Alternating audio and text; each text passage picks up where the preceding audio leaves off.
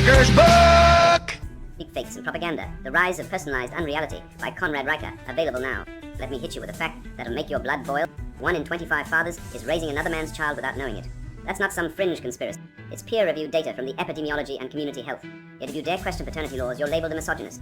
Funny how the same system that preaches believe all women suddenly develops amnesia when men get defrauded into 18 years of financial servitude. I've seen guys lose homes, careers, even their sanity over this.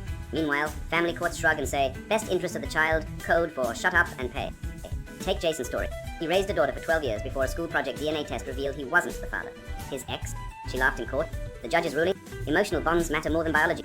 Translation? Male disposability is legal precedent. Feminists scream about bodily autonomy, but where's Jason's right to opt out of this scam? The hypocrisy stinks worse than a gender studies department. Here's the kicker. Paternity fraud isn't a bug in the system, it's a feature. Governments need warm bodies to tax, and women need wallets to raid.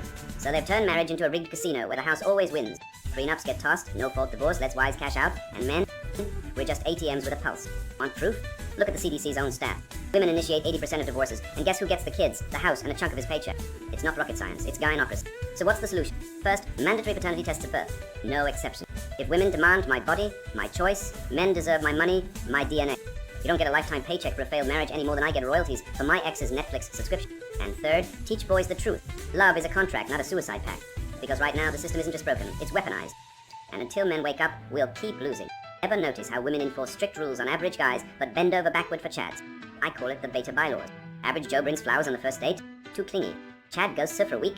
He's mysterious. This isn't some incel fantasy, it's evolutionary biology. Women are hardwired to seek high-status men, and modernity hasn't changed that. It just gave them a thesaurus to justify the hypocrisy. Take online dating. Studies show the bottom 80% of men compete for the bottom 22% of women, while the top 20% of men sleep with 80% of the women. Tinder's own data proves it.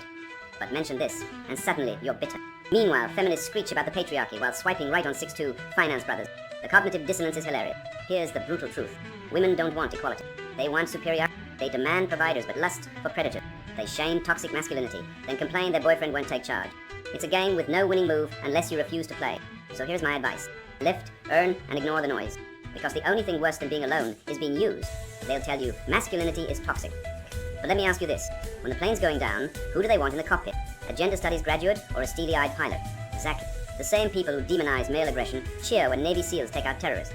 The hypocrisy is thicker than a feminist's unshaved armpits. Look at Ukraine. When Russia invaded, they didn't hand out ukuleles and sing Kumbaya. They armed men and told them to fight. Because deep down, everyone knows civilization rests on male sacrifice. Yet we're supposed to apologize for existing? Spare me. The real toxin isn't masculinity. It's the lie that men aren't needed. So here's the bottom line. Stop apologizing for being a man. The world needs protectors, builders, and leaders, not eunuchs. And if that triggers the blue hairs, good.